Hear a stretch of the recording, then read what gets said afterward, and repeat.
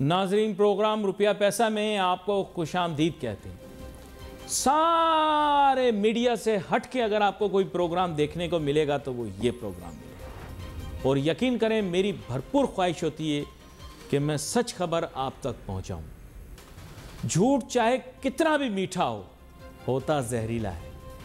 इसीलिए जब किसी भी, मैं अब क्या मिसाल देने लगा था, रुक जाता हूं, लेकिन आप समझें कि अमूमन जहरीली चीज़ों को मीठा रखा जाता है, लेकिन मैं आपको बिल्कुल सच बताऊंगा और कोशिश ये करूंगा कि ये सच भले थोड़ा कड़वा ही क्यों ना हो, लेकिन इसकी तासीर आपके लिए अच्छी हो।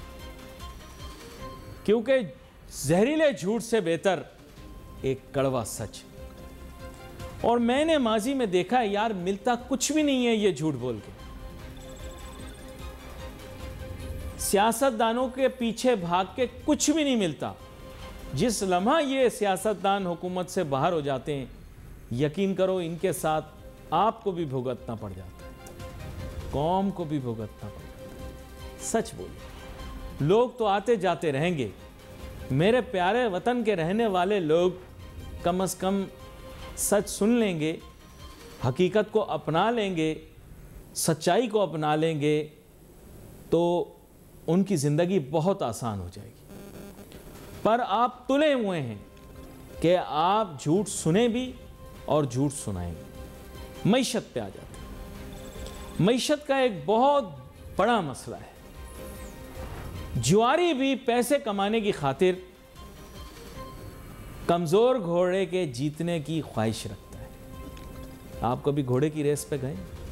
नहीं गए, अच्छी बात है, बुरी आदत आपको नहीं लगी। मैं गया हूँ इल्म हासिल करने के लिए।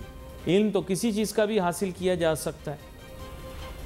मैंने देखा है लोग अगर कमज़ोर और लागर घोड़े पर भी पैसे लगा दें, उनको पता हो कि ये घोड़ा जो है जीतेगा नहीं रेस, फिर भी पता नहीं क्यों ख्वाहिश किए बैठे होते हैं कि यही जीते ताकि हमें फ़ायदा हो। कारोबार का पहला उसूल, जो शख्स कारोबार में जज्बाती हो मुनाफा नहीं कमा सकता। इसीलिए दुनिया की फॉर्चून 500 कंपनियों में पाकिस्तान की शायद एक भी कंपनी ना हो, एक है शायद, वो भी बमुश्किल। क्यों? आप लोग जज्बाती लोग हो और कारोबार जज्बात के पीछे नहीं लगता। मुनाफे का जज्बात से बहुत दूर का भी कोई ताल्लुक नहीं। आपका मसला, आप इमोशनल लोग हो। आप इमोशनल लोग हो, आप लोग मईशत के दिलीप कुमार हो, आपका प्रॉब्लम। और दिलीप कुमार भी कौन से वाले? वो कौन सी फिल्म थी जिसमें दिलीप कुमार साहब बहुत ज़्यादा इमोशनल होते थे? हाँ, कौन से दास? हाँ, वही वाले। समझ गए ना आप? हाँ, तो मईशत में जज्बात की जगह नहीं है। यकीन करें, हीर और रांझा की मोहब्बत की कहानी ना लिखी जाती अगर उन दोनों में से कोई एक भी भूखा होता, क्योंकि भूख में मोहब्बत भी नहीं हो सकती। जब अवाम के हकीकी इश्यूज और चैलेंजेस पे बात होगी तो यकीन करें मईशत के प्रोग्राम को अप्रिशिएशन मिलेगी। इसीलिए मैं कोशिश करता हूं कि बिज़नेस के मौजू में भी निखार लेकर आऊं, क्योंकि मैं आम आदमी के मसाइल से वाकिफ़ हूं। सौदा सलफ खुद ख़रीदता हूं, तरकारी सब्ज़ी खुद ख़रीदता हूं, फल की ख़रीदारी खुद करता हूं। इस वजह से मुझे दामों का और मेयार का पता होता है। इसीलिए मैं अवाम के मसाइल से वाकिफ़ हूँ। आज मैंने दावत दी है जनाब शकील बेग साहब को। कंज्यूमर राइट्स के मौजू पर बहुत काम करते हैं, आपने इनको देखा भी होगा, किसी तारुफ के मोहताज नहीं। वेलकम करता हूँ आपको शो में। बहुत शुक्रिया आपका कि आपने अपने प्रोग्राम शकील बेग साहब, देखिए, मैं GDP, TP, SDP, PP, PDP, TDP, DDP के मौजूआत पे बात नहीं करूंगा आपसे। उसकी वजह यह है कि ये मैक्रो इश्यूज हैं और मैं रोज़ इन्हीं मौजूआत पर बात करता हूं। लेकिन अवाम ये सोचती होगी कि ये जो इतने गाढ़े गाढ़े मुश्किल अल्फाज में इस्तेमाल करता हूँ, इनका राब्ता उनसे नहीं। जिस चीज़ का राब्ता है महंगाई का और मयार का, उस मौजू पर मैं आपसे बात करूंगा। सबसे पहली बात यह है कि हुकूमतें तो वक्तन फ़वक्तन यही दावा करती हैं कि हमने महंगाई ख़त्म कर दी। अगर इनकी ज़ुबान पे चले जाया जाए तो फिर तो हम गूंगी बहरी के साथ भी शादी कर लें और हमें ये, हमारे तख़य्युल में ये हो कि ये बोलती भी बहुत है और सुनती भी बहुत ज़्यादा है। तो बुनियादी बात यह, हुकूमत की बात अभी फ़िलहाल मैं नहीं करता, ना उन पर तनकीद करता हूँ। सच सच दिल पर हाथ रख के बताइए, क्या गरीब आदमी महंगाई की वजह से परेशान है या नहीं? सबसे पहले तो जनाब, मैं जैसे पहले भी आपका शुक्रिया अदा किया, क्योंकि कंज्यूमर की आज बात हो रही है, आवाम की बात हो रही है, तो इसमें कोई शक नहीं है कि इस वक्त अगर हम आवाम की बात करते हैं तो वो फिगर्स पे हम नहीं जाते। वो जो फिगर होते हैं ना, 3 फिगर 2 फिगर कम हो गए, ज्यादा हो गए, लेकिन आवाम की ये हालत है कि इस वक्त उनकी कुव्वत खरीद खत्म हो चुकी है किसी भी चीज की। चाहे आप कोई भी बात कर लें, किसी भी इशू पे चले जाए, डेफिनेटली देखिए, 2 चीजें जब आपकी आपकी आउट ऑफ कंट्रोल होती है ना, एक आपकी पेट्रोलियम प्रोडक्ट और उसके बाद दूसरा आपका डॉलर, और डॉलर से जुड़ा हुआ है आपका पेट्रोल। तो डेफिनेटली आप सोचें कि हमारे बराबर हमसाया मुल्कों में पेट्रोल की क्या कीमत है, वहाँ यूरिया की क्या कीमत है, और हमारे यहाँ यूरिया की क्या कीमत है। हमारे यहाँ हजारों में, वहाँ सैकड़ों में यूरिया बिक रही है। तो कहने का मेरा मकसद है कि ये सारे फैक्टर जो है ना महंगाई की तरफ लेके जाते हैं। चाहे मैं सब्जियों की बात करूं, आप यकीन करें, जबकि अब सीजन था कि कोई चीजें नीचे आएंगी सब्जियों की, लेकिन डिमांड एंड सप्लाई की वजह से बहुत सारे इश्यूज होते हैं। लेकिन बात यह है कि जिसको यूरिया महंगी मिलेगी, जिसको गैस महंगी मिलेगी, जिसको बिजली महंगी मिलेगी, तो वो कहां से सस्ती आपको चीज मुझे लाकर मार्केट में देगा? वो नहीं दे सकता। इसका नुकसान क्या होता है कि अगर मैं किसी छोटे इलाके में जाता हूं, अभी मैं रिसेंटली इतवार वाले दिन मैं मंगो पीर में था। आप बिलीव करें कि वहां पर मंगो पीर में मुझे जो लोगों ने बातें बताई, जो अपनी अफलास बताई, जो भूख तो अपनी जगह, जो हालात बताए, उसको सुनने के बाद मुझे ये समझ में नहीं आ रहा था कि इनकी हम मदद कैसे करें, हम इनके साथ क्या, किस तरीके से हम इनकी हेल्प कर सकते हैं। जहां पर सब्जी खरीदने के पैसे नहीं है, जहां पर बच्चे अपने किसी के घर में रखवा कर खातून किसी और घर में जाके काम करने जाती है, उसके बाद वो एक टाइम का खाना बनाती है, तो कभी मैं समझता हूं कि उस तरफ आकर देखें। ये जितने बड़े बड़े फिगर बताने वाले लोग हैं, जरा सा उस तरफ उनका फिगर देखें। अब हालांकि हुकूमत की अगर हम बात करते हैं तो हुकूमत तो कहती है कि जनाब इस वक्त जो उनका जो दायरा है जो शुमारियात का, वो तो कहता है महंगाई कम हो गई है, लेकिन ग्राउंड पे महंगाई कहीं कम नजर नहीं आती। अभी आप देख लें, साल की शुरुआत हुई है, चाहे पैसों की सूरतों में एक पेट्रोल की कीमत में इजाफा किया गया, तो किस पे असर पड़ेगा वो पेट्रोल की कीमत का? आप तमाम आवाम पे ही पड़ेगा। तो ये सारी चीजों को अगर हम कंपाइल करते हैं और हम ये समझते हैं कि इस वक्त एक चीज मैं समझता हूं कि जिसका मैं क्रेडिट जरूर दूंगा, वो हुकूमत वक्त को दूं या आर्मी को दूं, लेकिन मेरा ख्याल है कि मुझे इंसाफ करना चाहिए। आर्मी को मैं जरूर इसका क्रेडिट दूंगा कि उन्होंने जो बॉर्डर क्लोज किया, ये वाला अपना अफगान बॉर्डर, उससे फायदा ये हुआ कि ये, मैं खुद बिजनेस कम्युनिटी के साथ सिर्फ एक हफ्ता पहले बैठा हुआ था। उनका कहना है कि ये आटे की कीमतें आपकी वापस रिटर्न इसलिए हुई है कि वो गंदम जो यहाँ से स्मगलिंग की जाती थी, वो स्मगलिंग नहीं हो रही, तो गंदम के आटे के रेट नीचे आना शुरू हो गए। वरना 150 रुपए किलो पे आटा चला गया था, आज वही आटा नीचे आया। लेकिन किस वजह से आया? हुकूमत वक्त को मैं समझता हूं कि उसको, यहाँ पर टैक्सेस तो बहुत सारे लगाए जाते हैं, यहाँ पर रोक टोक बहुत सारी की जाती है कि अगर आप ये नहीं करेंगे तो आपके, लेकिन कभी आकर किसी को परेशानी में हुकूमत वक्त ने देखा? मैं समझता हूं कि इस वक्त हुकूमत के पास एक गोल्डन अपॉर्चुनिटी, और आपका अगर प्रोग्राम देखे जिस पे अभी आप थोड़ी देर पहले बड़े जबरदस्त माशियात पे भी बात कर रहे थे, तो इसको देखें, ये भी एक लर्निंग है हुकूमत के लिए। ये चाहे तो हुकूमत इससे फायदा उठा सकती है। कैसे उठा सकती है? कि आप अपने निचली सतह तक लोगों को कहीं तो उनको कंपलसेट करें, आवाम को। आवाम के साथ आपका बिल्कुल भी राब्ता नहीं है, आवाम से आप डिस्कनेक्टेड है, और आवाम जिसकी वजह से बेचारे परेशान है। और कंज्यूमर की अगर मैं बात करूं, जिसने जाकर मार्केटें चलानी होती है, जिसने अपना पैसा जेब से निकालना होता है, आज उसके पास पैसा ही नहीं है कि वो जेब से निकाल सके। हाँ, अपर क्लास की तो हम बात ही नहीं कर रहे, क्योंकि अपर क्लास के पास तो पैसा बहुत है। सतही गुफ्तगू है, आप लोग कहेंगे सतही गुफ्तगू कर रहा है, लेकिन बुनियादी बात ये, शकील बेग साहब, मैं आपको पर्सनल एक्सपेरिमेंटेशन से बता रहा हूँ, क्योंकि मैं दूध की ख़रीदारी खुद हूँ और खुला दूध भी ख़रीदता हूँ, डब्बे वाला दूध भी ख़रीदता हूँ, दोनों के मैयार को चेक भी करता रहता हूँ। मेरा प्रोफेशन नहीं है, ताहम हैरानगी और हैरानकुन बातें आपको बताऊँगा कि ये जो सो कॉल्ड खुला दूध, जिसे हम खालिस दूध कहते हैं, इसको उबालने पर जो मलाई निकलती है, उससे, उस मलाई से अगर आप मक्खन या घी बनाने की कोशिश करें तो आप कामयाब नहीं हो पाएंगे। उसकी बुनियादी बात यह है कि मिलावट की वजह से ये खुला दूध जो है इसमें दया पता लगाओ कुछ तो गड़बड़ है। और डब्बे वाला दूध जो है उसके मुतल्लिक तो आप खुद भी PCSIR की रिपोर्टें पढ़ चुके हैं, मुझे बताने की ज़रूरत नहीं है। तो सर, जहाँ बुनियादी ज़रूरियात की चीज़ें जिसमें दूध मौजूद है उसके खालिस होने पर सवालिया निशान हो, तो आप बोलते हैं कि पाकिस्तान दूध पैदावार करने वाला 5वां बड़ा मुल्क है, तो मेरा दिल पता नहीं क्यों मानने से इनकार करता है। जी शकील बेग साहब।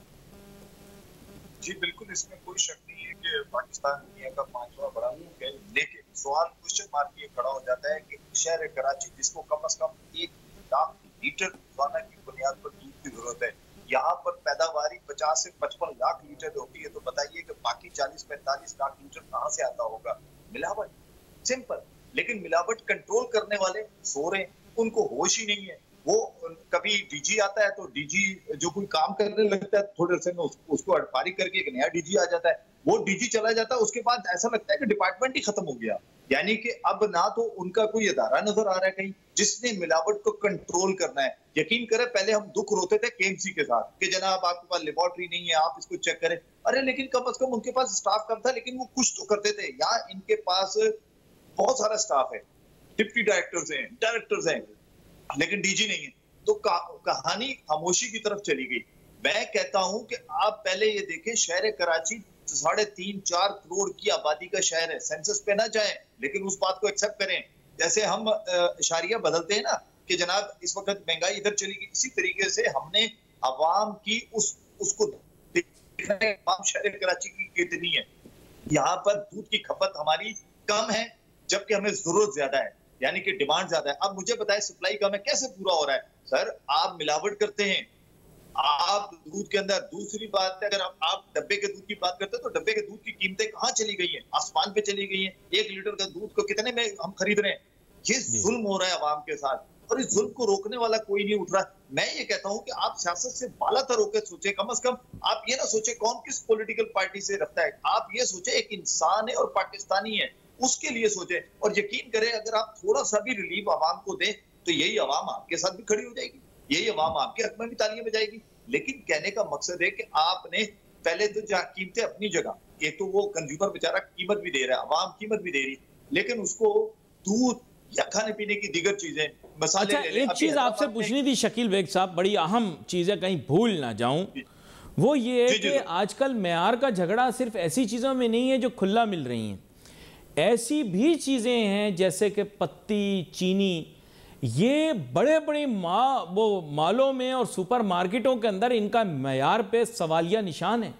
इवन के पत्ती ब्रांड भी वही है, पैकेजिंग भी वही है, लेकिन एक जगह पर 1 नंबर मिल रही है और दूसरी जगह पर 3 नंबर मिल रही है। क्या ये बात दुरुस्त है या गलत है? अच्छा देखिए, मैं आपको एक छोटा सा एक्सपीरियंस शेयर करता हूँ। आपने देखा होगा कि हम लोग गर्मी होती है तो वो एक ग्लेक्सो टाइप की चीज बना के, मैं नाम नहीं लेना चाह रहा, तो वो बनाते थे, वो ब्रांड है बहुत बड़ा। हमने उनको बताया कि जनाब आपका ब्रांड फलानी जगह पर बन रहा है। आप ही के चैनल के साथ हमने प्रोग्राम किया था, मुझे याद है आज भी। तो जब हम वहां पर गए तो हमने कहा जी आप FIR कटवाएं उसके ऊपर, हम आपके साथ चलते हैं। जब हम वहां पर गए तो वो सुरजानी में बाकायदा उसके डब्बे पैक हो रहे थे। वो उन्होंने पहले कहा जी बिल्कुल हम आपके साथ हैं। थोड़े क्या हुआ, जब हम वहां पहुंचे नहीं पहुंचे, थोड़ी देर हो गई, आधा घंटा घंटा नहीं आए। मैं आपको बताऊं, इसी तरीके से मुझे याद है एक ब्रांड है जो कोल्ड ड्रिंक है, वो गली गली में बनती है। आप यकीन करें, उसके ऊपर भी हमने जब कहा तो आगे से कहा गया कि यार हम क्या करें, हम खपत पूरी नहीं कर पाते, कम से कम ये 2 नंबर बना के नाम तो जिंदा रखते हैं हमारा। आप अंदाजा कीजिए कि जब हमारी बिजनेस कम्युनिटी या इस तरह की कम्युनिटी जब ये सोच रखेगी तो डेफिनेटली फिर कंज्यूमर के साथ क्या होगा। लेकिन यहाँ पर क्वेश्चन मार्क जो है ना, मैं समझता हूँ उन इदारों के ऊपर भी होता है कि जिनका काम है।